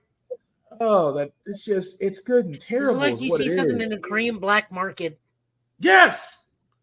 It's just I'm sorry, Joe. I didn't mean to cut you off, but I had No, this is worth it. I had to get this that is off my so chest. bad. Everybody's catching strays this week. The Arkhamverse, no one is safe. I'm like, this lets you know that everybody over at Halo, you don't have a person that looked at this and said, hey, is this a good idea for Black History Month? No. Somebody said this looks like what A-Train warned the boys when he was trying to get in touch with his room. Yes. During that episode, yes. I guess, yeah, it is. But this looks like something if Joaquin the African Dream teamed up with the Shockmaster would be wearing this. Just Jesus. Anyway, I'm sorry, Joe. Go ahead. What are we even on here? You guys had an Iron Man comic next, I think. Yeah. Yes. Predator's Twilight #2. We talked about this at length, and they more reasons why. So Captain America, in this dystopian future where a good bit of all the good superheroes are dead because of we now know a fight against Ultron. The future's just become dystopian and authoritarian because the president is ineffectual and led by major corporations. We have no idea what that's going to be like. I'm sure eventually. But it's interesting. It's interesting to see that the Thunderbolts have been activated. And it looks like they're a 2-man kill squad. Yeah. A female version of Bullseye who is just a sharpshooter, and I don't know who the other female is supposed to be, but whatever. It looks like again. I'm sorry, go ahead. I don't know if they actually gave her a code name to the other female. No, they didn't. And then we just learned some things like Ultron's the main villain in this because of course he is. It's going to be Ultron and some other stuff, but not bad. Again, we're at certain points where certain heroes have been killed, and we know this world is without a Sorcerer Supreme because Strange has been killed. Yeah. But it's weird though, the fact of I like this. I mean, I like the story so far of just Cap realizing that the old ways are not working. He tried to give a speech. It just turned worse. His wife is now mad at him, but you kind of married the guy, so you kind of realize if he's going to jump into something, it's going to affect you. But I love the fact that drag Kamala into it. She's like, I'm a mother of 2 now. I'm not doing this crap. The fact that Kamala did not. I really like that. I really like that twist. The fact that Kamala did not want to immediately join him, that was different. But I liked it though. Yep. I mean, Kamala's always going to jump in there, but now that she's probably in her late 30s, she's like, I got 2 kids. I can't do this anymore. Right. But no, still a good one. I have a question. Yeah. Yes. Who all is dead in this? Because you said something about Doctor Strange being dead. Okay, so really quickly, the body count so far: Daredevil's dead. Oh. Spider-Man's dead. What? Doctor Strange is dead. Oh. So, Chad, in these types of books, Spider-Man is usually the first one to go because that is the signal of complete and utter hopelessness in a situation. Yeah, because like most Spider-Man stories, they have to immediately take out hope. And also in this particular scenario with the writer of who it is, if he does not take out Spider-Man or Daredevil, he felt that the story would drift to them inherently and take away from the actual core cast. Pretty much. So what is with this Iron Man looking devious? This is an Iron Man suit built by Tony Stark's son. Right. I forgot what his name was. Well, this is a different story. So in this case, Tony Stark and the Wasp have a son. That's random. It's different, isn't it? Because you were expecting Pepper. Yeah. No, in this story, Tony and the Wasp, Janet Van Dyne, have a son, and he's a bit of a tool. Psychopath. He's more than likely going to end up being the hero of this book, though. My money's on the other side, but that's just me. Because when I first heard that when some heroes had died, it automatically gave me this picture of watching watching this Netflix short film. Like, what if all the heroes had died except Hulk, and their children were left to fight off Ultron? Oh, you're talking about Avengers Next. Yeah. Yeah. One of the very few good Marvel animated movies. Well, Marvel's got to have a loss somewhere, but no. Avengers Twilight is very interesting. Really want to see what they go with this because I have a theory about one hero, but I'm gonna wait to see if he actually appears. Yep. This was written by Chip Zdarsky and art by Daniel Acuna. So moving on over. So Nice. Marvel's Voices Legends #1 for Black History Month. Mm-hmm. We got Power for the People, which I really liked. By David Walker, pencils by Ender Mazias, with inks by Jonas Trinidad and colors by Andrew Dollhouse. An interview with Marvel Legends Tim Scound. Do You Remember When by Justina Ireland, with pencils by Karen Dorobi and Carlos Lopez for colors. Where's the next one? The World's Not Ready by Cherie Renee Thomas, with pencils and inks by Julian Shaw and Carlos Lopez by colors.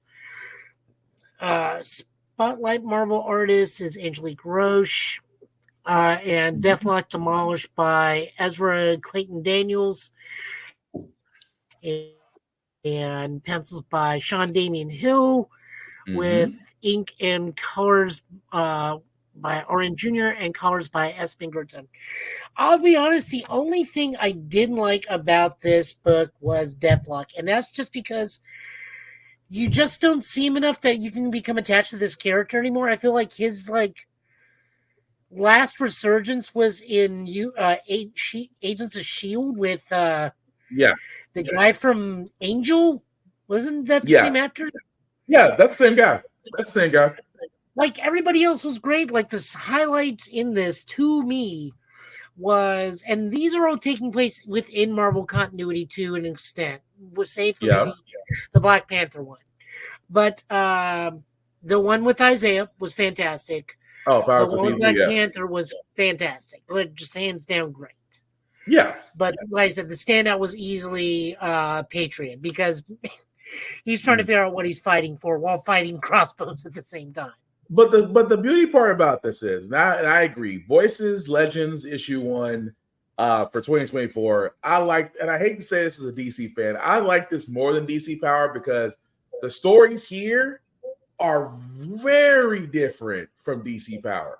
I mean, Patriot's story, again, I fully agree with you, was good just because it was him trying to sort himself out. Patriot was always, I mean, even Crossbones kept on saying, it's like, wait a minute, wasn't your grandfather the first Captain Captain America? And you can't even get out of his shadow. I was like, damn, that was kind of bad. But it's the fact that it didn't focus on just trying to show he's a superhero, but actually have him dealing with a crisis. That's what I liked about it. Deathlock is just to establish a new origin story for Deathlock, and I'm like, I'm trying, but I just don't care. Deathlock is I'm sorry, go ahead, Joe. I'm sorry. They leave him in like this bunny robot, and I'm just like, I just don't care because I don't care about Deathlock. Really, Tafari?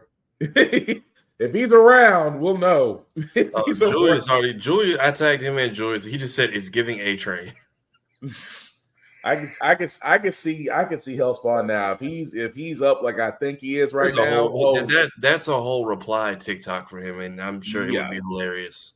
Oh, but it's gonna be coming somewhere. But no, getting back to Deathlock though. How can I be so nice about this? Do we really need another Deathlock story? Do we even need him as a character? No. That's just me. I don't see it. But I mean, there's other heroes you could have put in place in Deathlock's place in Voices Legends. Not to say that you're trying to make it a whole redemption story, but again, do you really need to because of him? I would have taken a Sam Wilson story over Deathlock story. Yeah, I mean, that's just me. I mean, that's the only. If I had to say anything that was the downside of this, I would probably say that I could do without Deathlock's story. But every other story that was done, I got no complaints. The World Is Not Ready was fantastic. It's just like Black Panther telling the grandkids everything, and it gives me hope that somewhere down the line, Aurora and Black Panther will find each other again. Mm-hmm. I also like that he uses. Okay, Carrie. When you said who, you gotta tell us. You gotta tell us who you're talking about, Kira. But go ahead, Joe.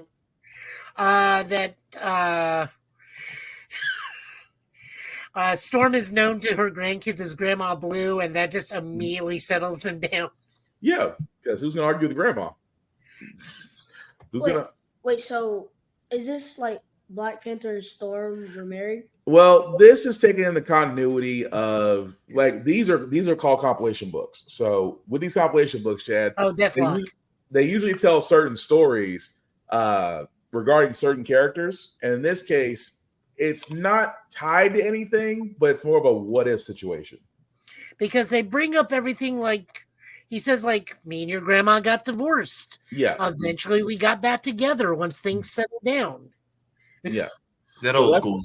Yeah, so it's like me and your mom had an agreement kind of thing, but no, these are stories that are not connected. They are, but they aren't connected. It's like I said, treat like a what if situation. Okay, but I think the only misstep for me in this whole thing is I wanted to see who the mom or dad was. I wanted to see the kid. I wanted to see Aurora and T'Challa's kid. Not just the grandkids. I just want to see like a small peek. We all want that. We still all want that story, but yeah, Kara, Deathlock. Trust me, you're not missing anything with that character. It's one of those. Can we call them C-list villains? I don't think I can call him a B+ villain. A villain of the week. Yeah, let's just call him that. If you remember Agents he's of only S.H.I.E.L.D. a little era, bit above the spotted hippo hustler. Yeah. So trust me, you're not missing anything with that, Kira. But overall, Marvel Voice Legends, I liked it. I couldn't complain. Yep. We got The Deadly Hands of Kung Fu, #2, written by Greg Pak, art by Cal Mahado, and art by Jim Campbell. This just continues gang war, but with the stuff with Shang-Chi. Really care with the humble flex? Well, next time you need to come on and say it. Come on and tell us your experiences next time, Kira. So I know 3 people in the Voices comic. Tell us your Kira, you need to get with me because I may be in New York next month. She's like, well, 2.5 people and I'm mad. You hey, 2.25. Does she only know like a body part of that person? I'm pretty sure Kira's gonna let us know, but I'm not flexing and let me know about New York. So this just continues the Shang-Chi book. He's going to pop up every now and then since his story left out. He is still technically the protector, and technically he is the crime lord running Chinatown, despite the fact that he is not a crime lord.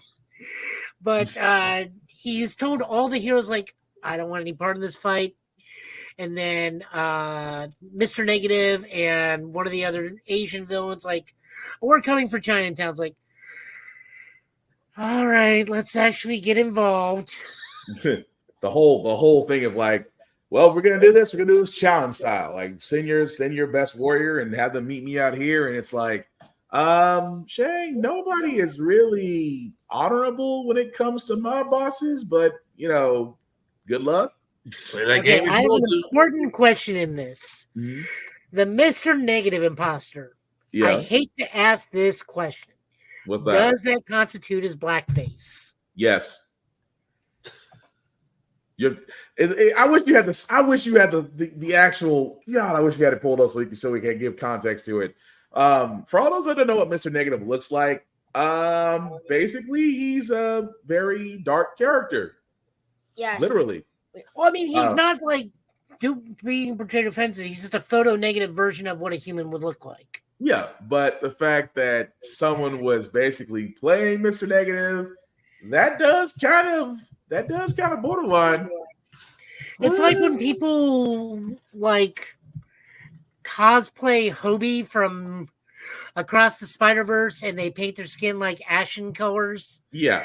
I mean, despite the fact that they are Asian, so the I was on Japanese the people fence just with the don't- Asian dude in the gray face paint. I couldn't. Yeah, I they wasn't just sure don't which way to care. lean. They just don't care, because that it's entirely different context to them in a foreign country versus what it is here.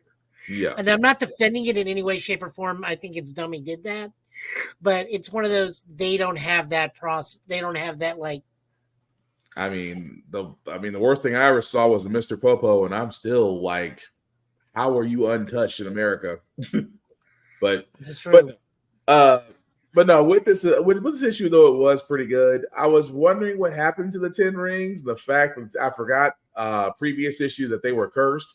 At the same time, it's like your own men don't trust you to run your own outfit. I feel like it was giving me Superior Spider-Man vibes for a second. Like you meant to smack up a guy or two to keep everybody in line because it looks like everybody might turn on you in your own house. Pretty much. I mean, he had his own girlfriend turn on him secretly just to avoid getting her hurt. Yeah. And now the third issue is all the superheroes have got to jump in, and Shane's like, oh, God. I still can't get past Luke Cage with the Cage Buster. I'm like, why does it look like your thing was built by Justin Hammer? What's the Cage Buster? The Cage Buster is It probably was. That's how he got it on the cheap. Cage Buster is basically in the story with Luke Cage is where he gets a armor upgrade, but it looks like it was built by Justin Hammer.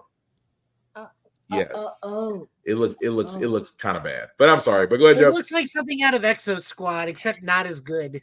Woo! Not Exo Squad. No, it actually does look like Bronski's Exo frame. I just now thought about that. Now I can't unsee it. But I'm sorry. Go ahead. And then rounding it out, we got Kid Cudi presents Moon Man.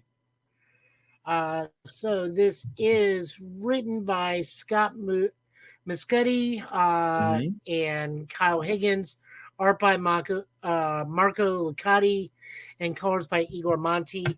I am honestly unsure if this is part of the Massiverse or if this is its own thing, but I really enjoyed this.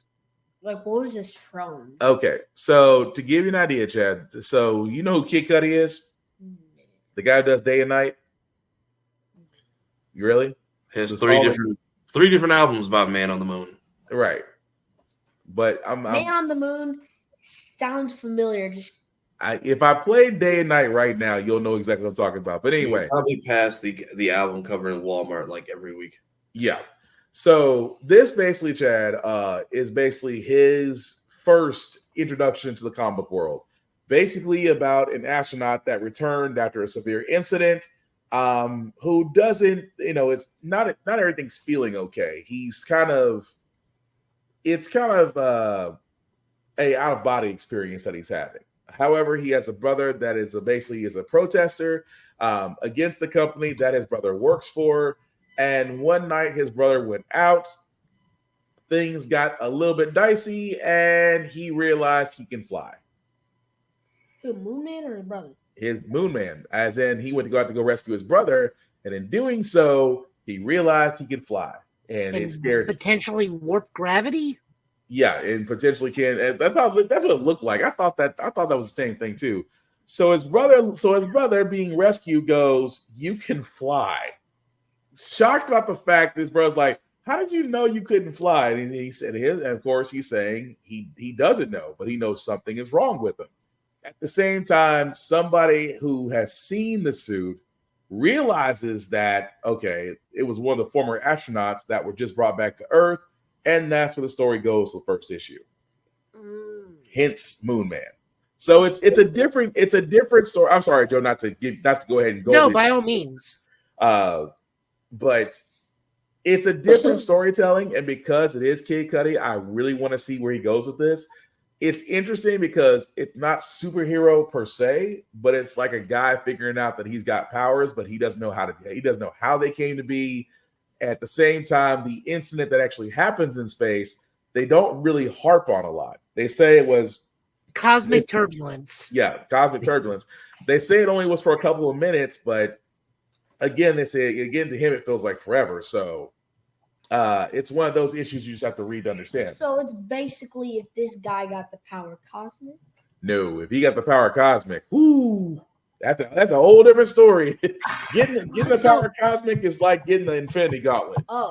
So like I just don't know, and I'm fine with it either way. I don't know if this is part of the Massiverse or not. Mm-hmm. I kind of feel like it is because I feel like this is something that is definitely in the realm of like the Dead Lucky or Radiant Black or the Tokuverse spectrum. But at the same time, like if this is its own thing, I'm down for it too. Yeah. And I can see that. I'm like I said, with this because it's the introduction to the character and the fact that they're building this universe, it doesn't feel like it's part of the Massive. It doesn't feel like it's part of the Massiverse, but at the same time, I think that it seems to be standing fine on its own, but I want to give it. I do want to give it at least 5 issues and make up my mind from there. But I liked it. But I was in from the jump. Yeah, but Tafari, if you ever get a chance, man, you definitely should check this out. I think you would like it too. Is it a one shot or is it a series? It's a series. It's a series. Okay. I'm hoping because Kid Cudi's behind it. I hope they give him. I really do hope he gets a fair shot because I know for some comic books, if they don't do well after 5 issues, they usually pull it. So I'm hoping in his case he gets a good run. I think they'll give him a good run because he's pairing him with Kyle Higgins, and Kyle Higgins is like basically the Judd McKay or the Joshua Williamson over in Image right now. Like he can do pretty much whatever he wants because he is single-handedly. If you're not Spawn, you're running under the Massiverse banner, or Kyle Higgins has something to do with your book, be it editorial or directly.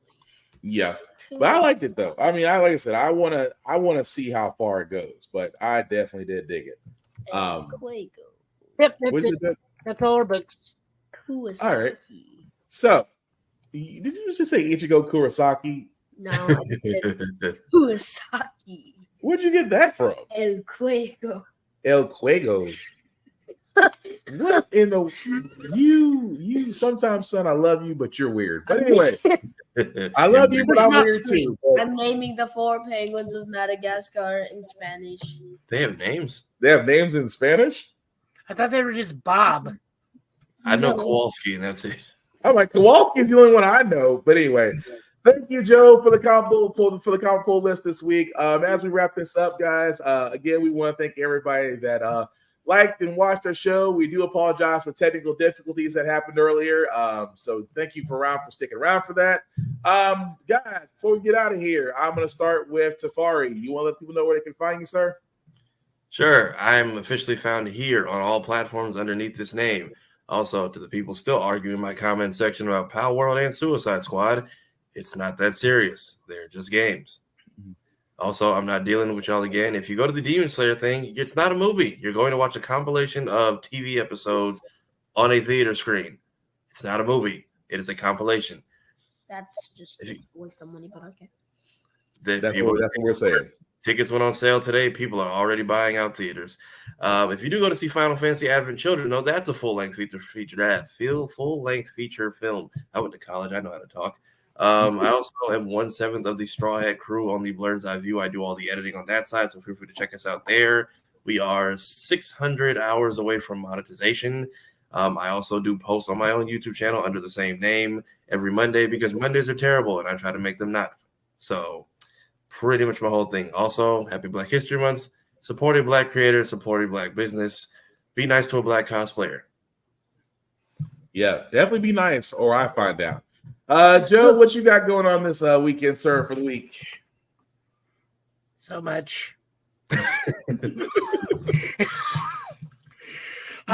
Just Year of the Dragon kicks off because it's also Lunar New Year, so all the Asian people like myself were out and about because it's big time New Year's because it's Year of the Dragon. Mm-hmm. I'm doing so many things. Right, it is Year of the Dragon, yeah. I'm doing so many things. There's so many volunteer things I'm doing. Also, bought Tekken on a whim. Playing Dragonoff. I actually streamed that last night on Twitch. That was kind of hilarious. Nice. I can tell I can tell I can do okay still because I know how to block low in Tekken. That is something that most people in the early ranks don't know how to do. So also just as a piece of advice, learn to counter grabs. You will save I played yourself. Dragunov. There's no such thing. I got hit with grab that. you. I gave everyone the group chat PTSD this week because it was like a TikTok. It's like it was goblins slamming Peter through the cement, and it was like point of view. You didn't block King's grab, and now it's a 12-minute animation while you lose half your. And I'm like, is it that bad? Yes. If you don't know how to counter, and somebody who plays King knows how to do that combo, it is a long night for you. So is it you don't know how to counter, or is it King needs to get patched soon? No, you know how to counter. No one needs to be patched. This game has literally been out for a week. If you're getting beat that badly, that is a skill issue on you, and you need to go back to the lab. Like Tafari, I cannot tell you how many times I've had to tell people that if you can master King's combinations, okay, that's one thing. But on the other side, just learn counter grabs. That's it. No, you do need to, because this game is so much more aggressive. Yes, you could literally break the whole thing if you learn counter grabs. Like Dragunov, who I play, is the only character in the game who has a wall grab. Mm-hmm. And that's hard. Even King doesn't have a wall grab. And you can't break it. But I'm sorry, Joe. I'm sorry, Joe. So no, I'm actually streaming that every so often. I got my new YouTube channel, which you see here. There. Yes, there. Show a Guy Joe, where I'm doing some Super Sentai stuff every so often. Total Justice Gaming is now just a hub where these podcasts go video-wise as backups in case Will needs this. On top of now we're on YouTube podcasts because I put us on there. Nice.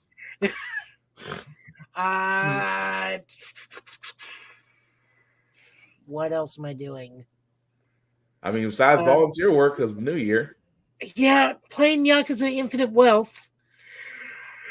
I just got the part where I'm roaming around all of Honolulu, just going Aloha to make friends on a friends app. Nice. And find side stories.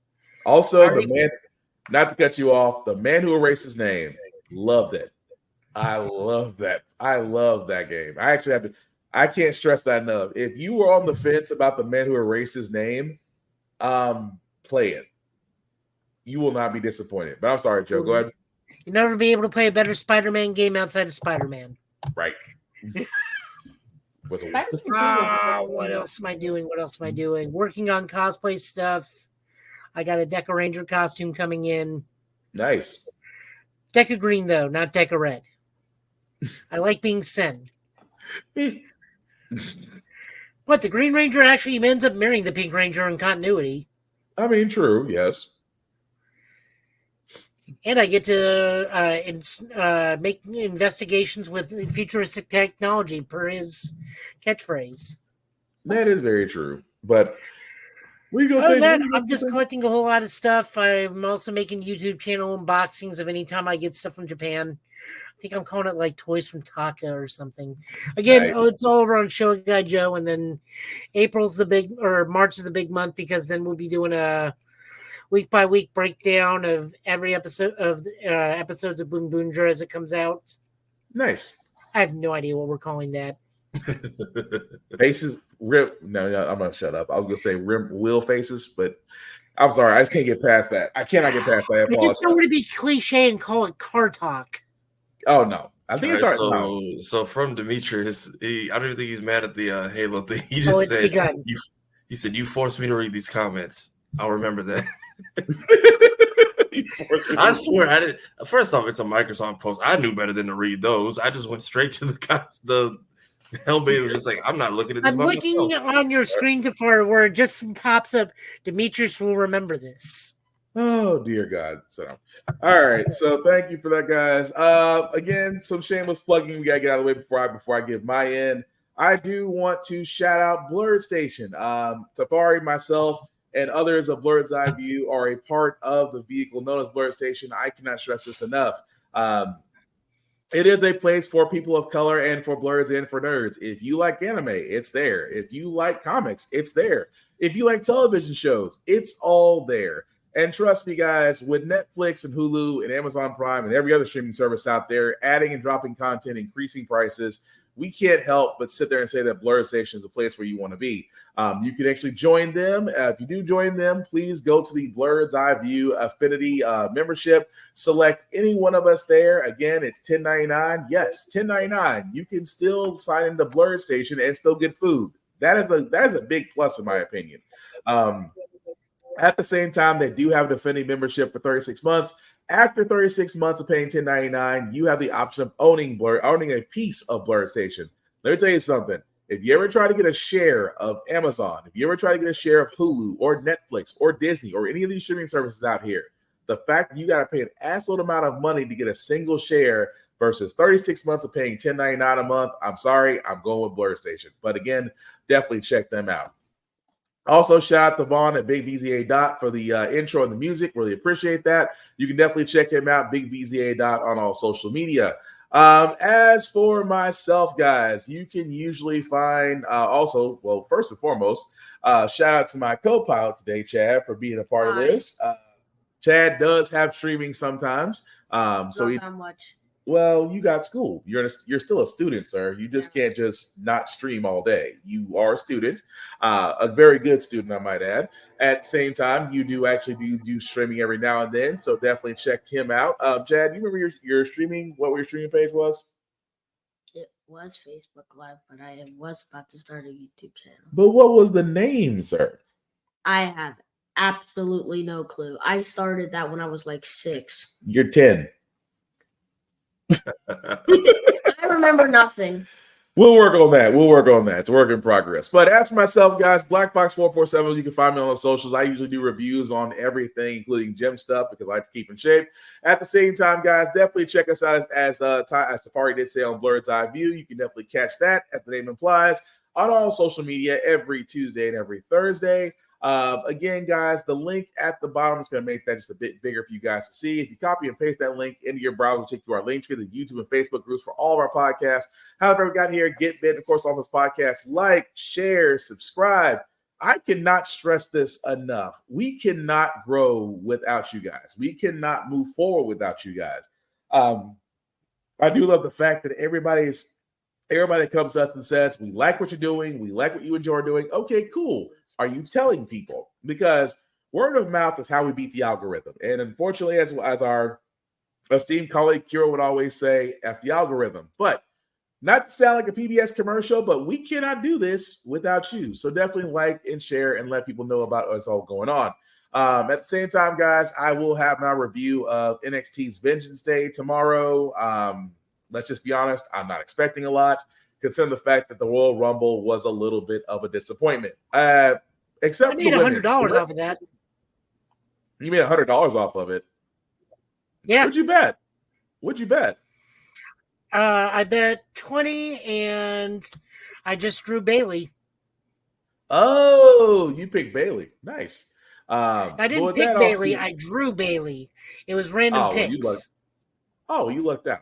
Okay, cool. Well, with that being said, like I said, definitely find me BlackBox447. We will work on Chad as far as his work in progress, as far as his streaming. And again, guys, we cannot do this without you guys. So share, follow, hit the likes, hit the subscribes.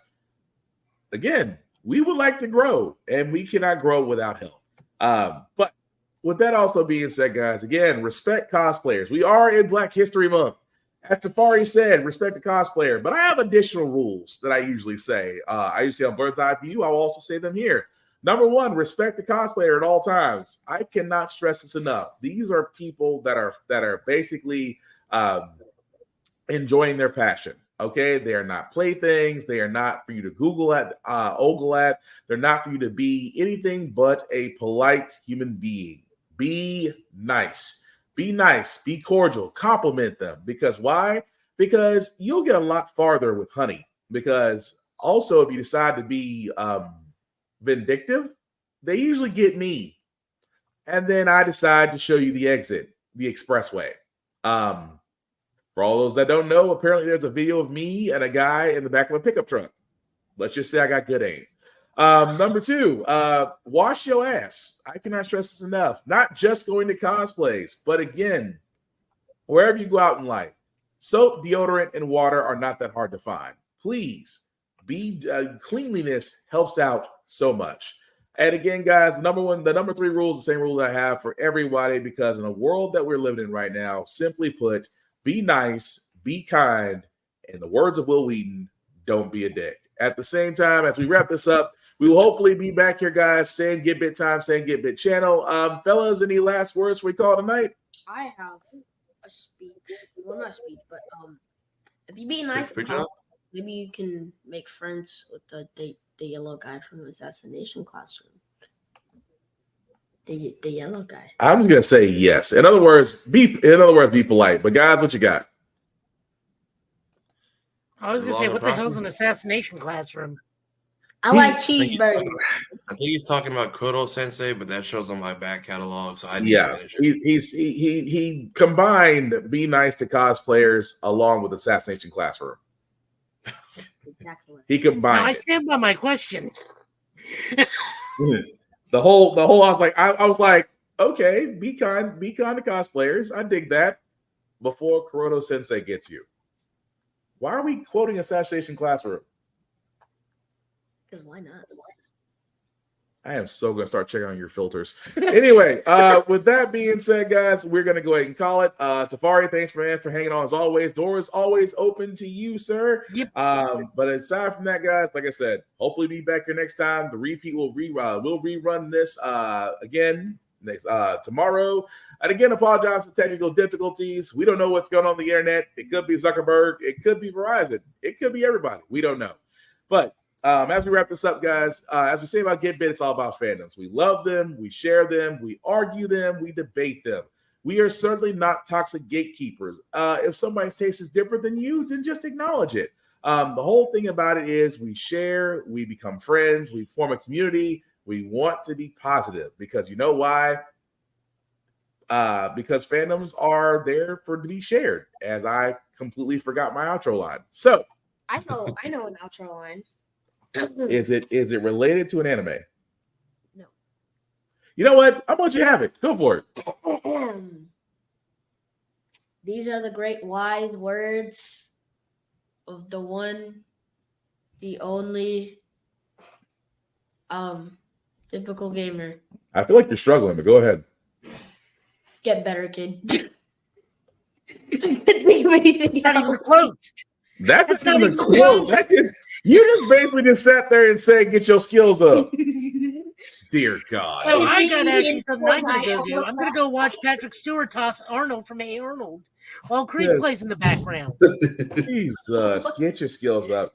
Thank you, everybody, for watching Get Bit. He's been Safari. I've been Joe. I've been Will. Have a good night. Take care of yourselves and each other. We'll all get through this. Peace. The child means get good.